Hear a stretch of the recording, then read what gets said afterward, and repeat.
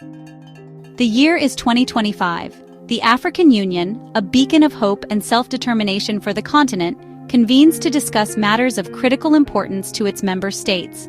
Yet, at the table sits an observer, the European Union, a bloc of nations with a deeply problematic history in Africa.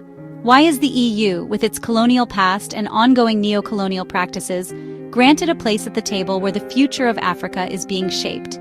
The EU's presence in the AU is not one of benign observation. It is a stark reminder of the power imbalances that continue to plague the relationship between Europe and Africa. The EU, through its observer status, enjoys access to confidential discussions, policy drafts, and strategic plans. This privileged access allows the EU to influence African decision-making processes, often to the detriment of African interests. The justification for the EU's observer status is often framed in terms of partnership and cooperation. However, this partnership rings hollow in the face of the EU's continued economic exploitation of Africa, its restrictive trade policies, and its role in perpetuating the debt trap that ensnares many African nations. This essay argues that the EU's observer status within the AU is not only unjust, but also detrimental to Africa's quest for genuine sovereignty and self-determination. It is a relic of a colonial past that has no place in the 21st century.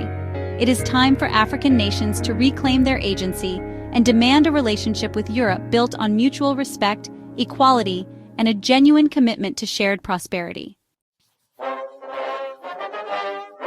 The historical context of the relationship between Europe and Africa is one of brutal exploitation, subjugation, and resource extraction. The scars of colonialism, the transatlantic slave trade, the carving up of the continent at the Berlin Conference, the forced labor and systemic oppression run deep and continue to shape the present. Even today, European nations, under the guise of development aid and trade agreements, continue to extract vast wealth from Africa. Unfair trade practices, land grabbing, and the repatriation of profits to European corporations all contribute to a system that keeps Africa economically dependent.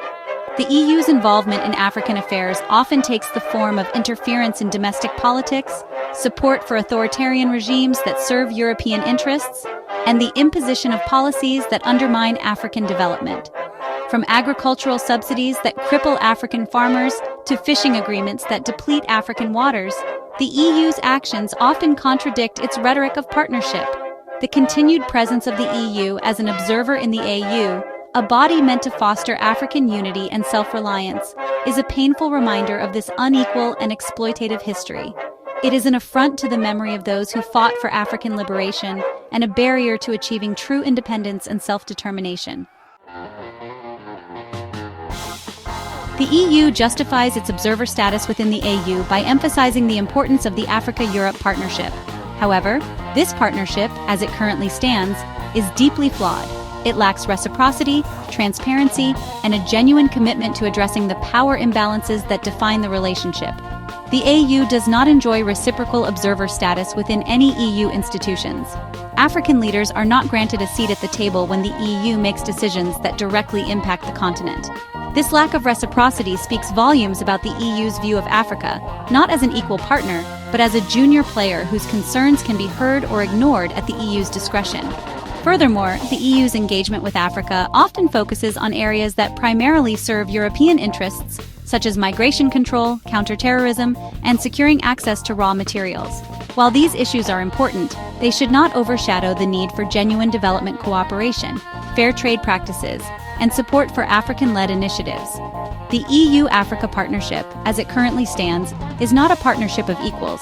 It is a relationship characterized by a donor-recipient dynamic, where the EU sets the agenda and African nations are expected to fall in line. This is not a sustainable or just model for the 21st century. The time has come for African nations to critically reassess the EU's observer status within the AU. This is not about severing ties with Europe, but about resetting the relationship on a foundation of equality, mutual respect, and shared responsibility. The continued presence of the EU as an observer, without granting reciprocal status to the AU, undermines African agency and perpetuates the harmful power dynamics of the past. It is a stark reminder that the legacy of colonialism continues to cast a long shadow over the continent. African nations must unite in their demand for the revocation of the EU's observer status within the AU. This is not a radical demand, but a necessary step towards achieving true equality in international relations. It is a call for Africa to reclaim its rightful place on the global stage, not as a junior partner, but as a continent with its own voice, its own vision, and its own determination to shape its own destiny. The revocation of the EU's observer status would send a powerful message that Africa is no longer willing to accept a subservient role in the international system.